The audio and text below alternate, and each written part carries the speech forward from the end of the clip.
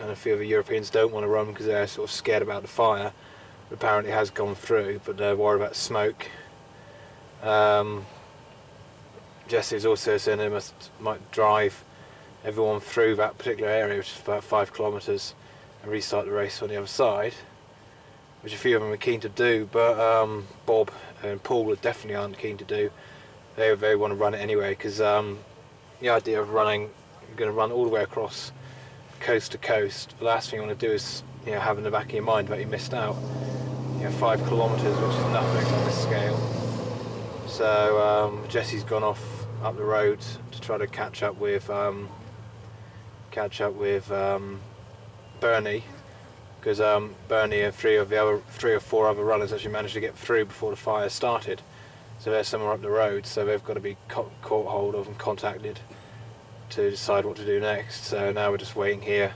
There's no guarantee of what's going to happen. I mean, the only thing, like I said before, is there's no way we're getting lifted. I just couldn't do it. I mean, that's just a personal reason. I mean, you'll fully understand that. Absolutely. We went out running, tried to do 50k on our road.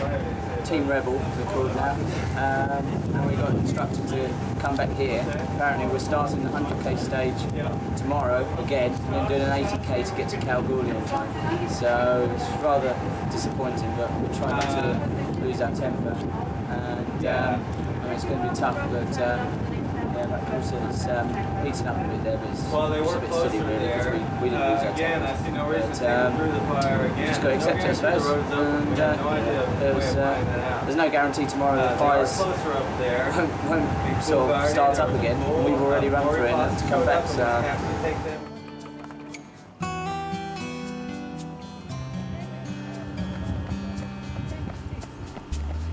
Don't try this at home.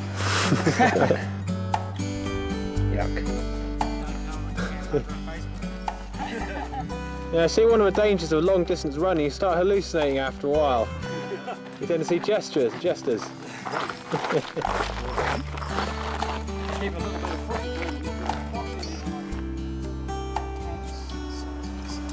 you want to have a snooze for about 10 minutes, Paul?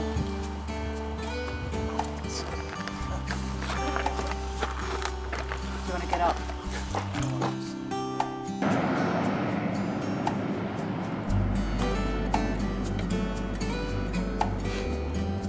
Paul began to really struggle in the oppressive conditions, but he is one of the most courageous people I know and was sure he would keep going. He eventually recovered slightly and managed to finish after 14 long, gruelling hours, but would he be okay to do it over again the following day as we ran into the city of Kalgoorlie, our first bit of civilization for over a week?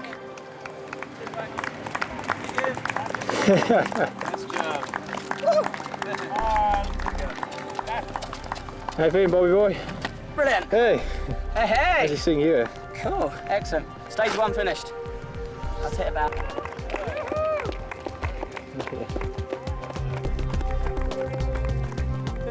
One nice turnaround, if you wish. Well done, Paul.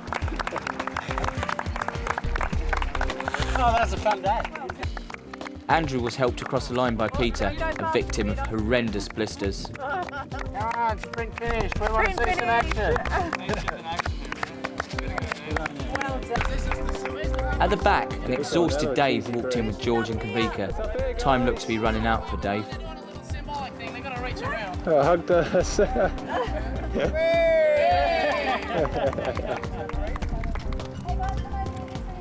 Hey! Hold it! Hey! Hey! I'm Grandad! I'm Dad, and this is my son. Have we got Lisa on that video yet? I don't think so. Wear that top like that. Yeah, oh, bloody hell. Yeah. Alright, we've just finished today's stage. Hello, Bob. And rather than being outdoors trying to cool ourselves down, we've had to lock ourselves in our van because there's a huge swarm of bees around us. That big one, Grey Mother.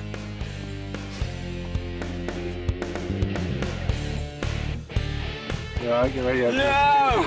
Do this quickly. Wankers! Give them a diversion. Hurry up.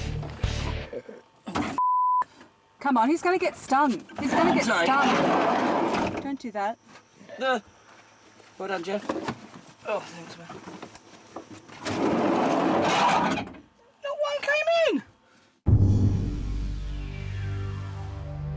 From Kalgoorlie, we then headed south for 3 days towards Norseman, which marked the start of the most treacherous stretch of the run, the crossing of the inhospitable Nullarbor Plain.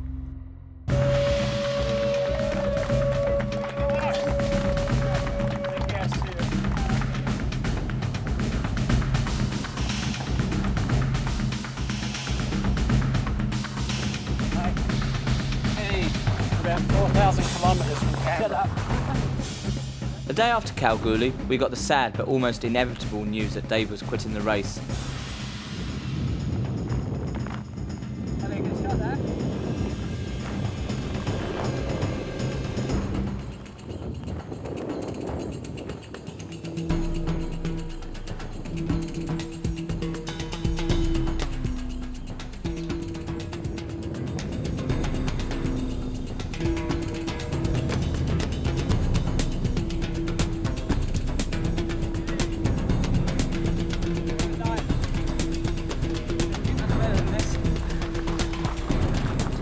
Here we go, I'm filming it now, so try it. You're recording it. Right, say something. What do you want me to say? No, something profound about today. Profound? About The Nullarbor? no, about, what's the name? Dave pulling out and the Nullarbor. Dave pulling out, Dave done well. Dave done, he's a gutsy lad. Still is, he's going to do good things in a few years. Did a sensible thing. 100k tomorrow. What do you think, Paul? Piece of piss? No problem. I'm looking forward to it. Yeah, we're psyched. Yeah. We're turning left. We're going to turn left. That way. And then we don't turn for 1,000 k's. No, more than that. 1,500 We don't hit civilization to 1,000 miles k's. or something. Woo! The next 100-kilometre stage was an energy-draining 50 degrees Celsius. Paul and I barely managed to keep going in the appalling conditions, but keep going we did. We had to.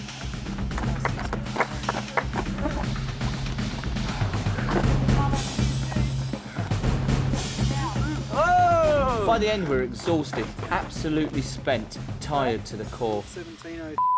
Wow. Right, well, it's our first evening on the Nullarbor, and as you can tell, water is at quite a premium. So tonight we're trying to rig up a way of collecting water. What we've done here, we've got a couple of buckets set up on the front of a camper van, and we're using our tarpaulin here, rigged up, to hopefully collect some water for the morning. I mean, we're carrying about 100 litres, but the more water we got, the better. So hopefully tomorrow morning rather, Sam should have a bit of water in here, because there's a sort of thunderstorm rolling around us at the moment. So that should produce some rain. So yeah, hopefully we should be able to collect some water, because today was a very hot day. A couple of people pulled out because they just didn't have enough water. Was all left on the road dehydrated. So this should give us an advantage over the others. So we'll see how it works by the morning. Probably won't rain now. Well, as you can see, didn't rain much last night. No. Should be able to have a wash this morning, if nothing else. This is day 16. Paul's. We got a streak around. Well, after that rude interruption there, day 16, everyone else has travelled back 70 k's from the finish to back to the motel where we were last night, but we're staying out in real bushland, and we're 3 days into the Nullarbor here, done 260 k's in the last 3 days, feeling really good, really cool day today. See, I'm in my winter wear, and feeling quite confident about my chances now. Obviously feeling a bit sore. I mean, even though today was cool, it's still hard. 82 k's on your feet. Yep, pull back. Now you can see our wonderful race director in buff. Oh, shut up, Chris. I'm not here, remember? Oh yeah, sorry, Gary. and point and bend. Diana, What a waste of film. with due disrespect to Bernie, I don't think you'll get anything with a wide-angle lens from this distance. Actually, do you reckon if I went around the back and yelled out Bernie, he might turn around for you? Oh dear. I don't want him to. Oh man. I don't think it's going to be didn't know it's going to be a full moon tonight, but it is. Be a grey park like that in the middle of the road, and there's a great big road train coming, and the road train came right over the side of the road. Missed me by that much. I had my music on, couldn't hear it. Missed me by that much. That's life, isn't it, huh? For 2 days in the Nullarbor, we ran along Australia's longest straight road. Even though the road was flat, it seemed as though we were always slightly climbing, but never quite reaching that elusive summit. Paul summed it up best. There you go, Chris. After 2 days straight running, Paul and Bobby finally go round the bend. Hour after hour, day after day, we continued our relentless march towards the east coast. Up front, the now fighting Russians, Kruglikov and Dirksen, were locked in a bitter battle for first. For me, all I wanted to do was see the finishing line each day.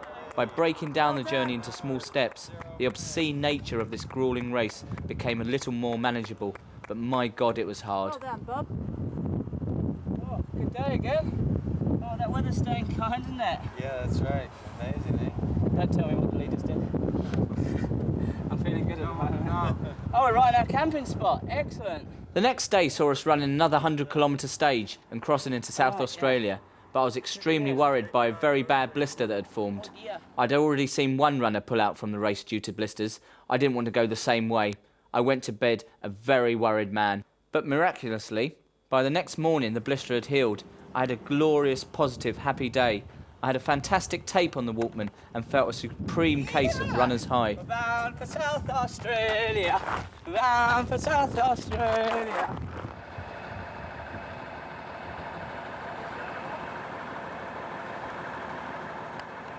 Hey, South Australia. I'd just like to propose a toast to Western Australia. Thanks for all the fun times. It's been a really good experience so far, and as you can see, I'm in South Australia now. Crossed over, and just want to get a bit philosophical here. If this ever goes out on TV, I'd just like to give a message to everyone back home listening to it. I may not be the most talented athlete in the world, but at least I'm out here chasing my dreams. And if you're watching it at home, sitting in your armchair, you don't have to necessarily do this, but just go out and chase your dreams and do something, you know, that you've really wanted to do. Because the motto for this race is don't limit your challenges, challenge your limits. And that's what I'm doing now, so you can do it as well. And on that note, I suppose if we get running, I've still got a fair way to go.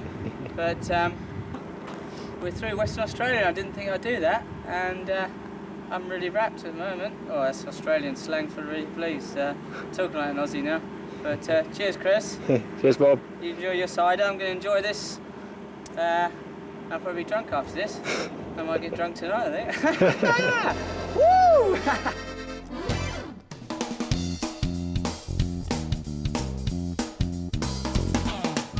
Despite all the hardships, we still tried to have as much fun as possible. It's very important to maintain a sense of humour and a sense of perspective.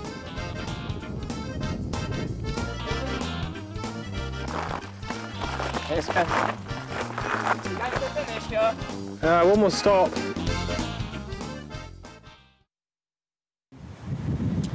Well, things have taken a dramatic twist, so to say. Just here in Ceduna Hospital, and there's been a bit of a tragedy, or a huge tragedy. Brian Smith, top Australian runner, has just died. Looks like a massive heart attack. 2 kilometres into the start of today's stage. Just getting a drink off his wife Janet, and he just complained of feeling dizzy, and then he just slumped to the floor, hit his head. I was was following with Paul. There's a few people there. We tried to give him mouth to mouth, but he was gone. It just seems totally unreal at the moment. I mean, it's only a couple of hours after it happened. It's just a shock.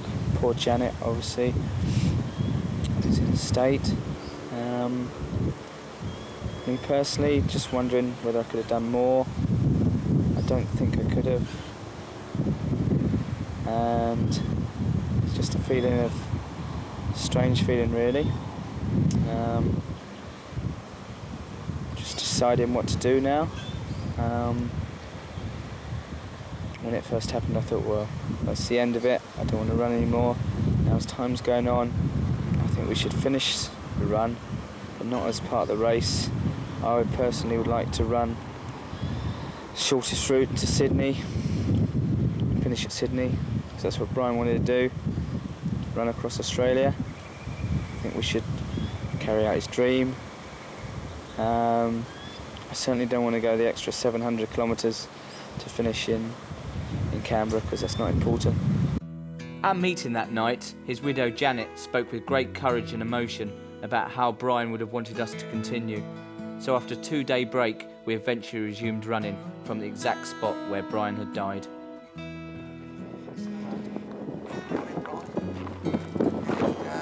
The support of his family. And I just like everybody to bear in mind that we know what a great runner Brian was, but also he's a great human being. And I think that we should all look at ourselves and look to see how we can maybe be a little bit better and maybe a little bit more helpful to one another, a bit more compassionate to people that have got a few problems, a bit more understanding. And if we do that, then I can assure you, Brian's memory will live on for each and every one of us.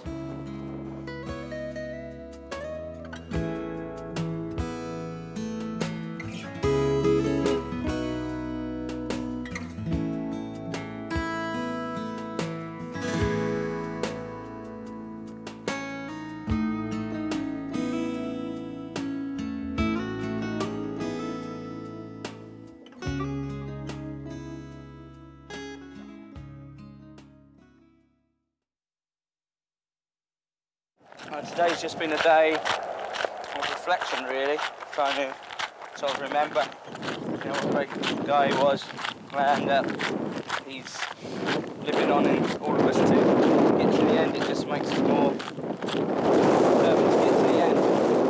And so what we're going to do is 10Ks to go today. It's been a neutral stage today, which has been good.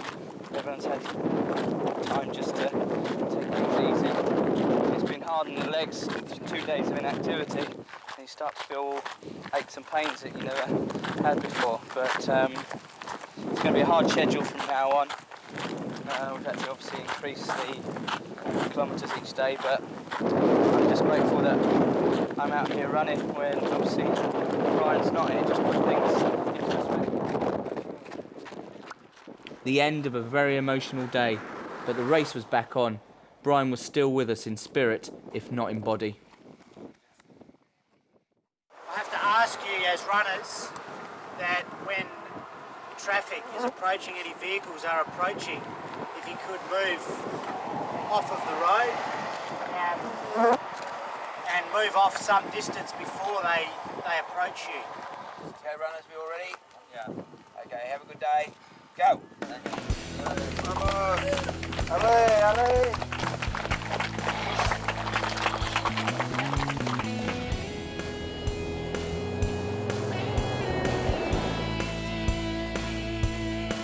Enjoy your Footrace. It was still unbelievably tough. Paul continued to struggle some days, but his mind would never let him quit, despite the protests from his weary body.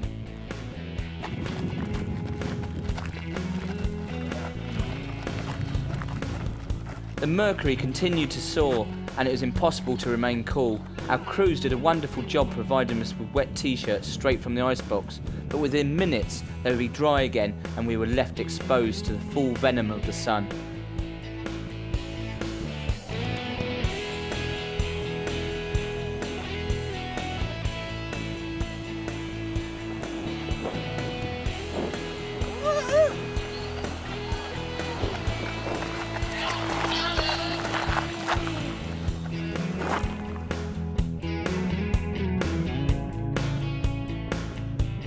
Through the Nullarbor and on we went, each step bringing us a little closer, Port Augusta being our next goal.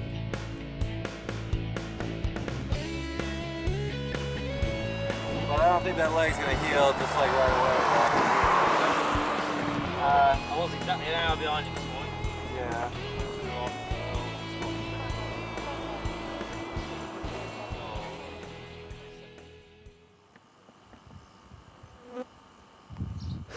G'day! Where are you, Bob? I'm in Iron Knob. 68 k's west of Port Augusta. It's 8 days now since the events of last week with Brian and stuff, and things are getting back to normal. It's gone so quickly, the time, really, actually. I can't believe it's 8 days ago, but I mean, now we're just thinking of getting to Canberra while still remembering Brian, whatever. Funeral was yesterday, and I mean, I'm feeling okay. Had a few problems this morning with a bit of nausea. I managed to eat a bit of wheat last night, and which I'm allergic to, by the way. And had really bad nausea and stomach pains this morning until I took some lemon saline, and then I picked it up a bit after that and felt really good, mainly because George Audley, 65 years old, was ahead of me and he was going absolutely ballistic, and I just couldn't let my ego let him beat me, which is not really the wisest thing to do in a race of this magnitude.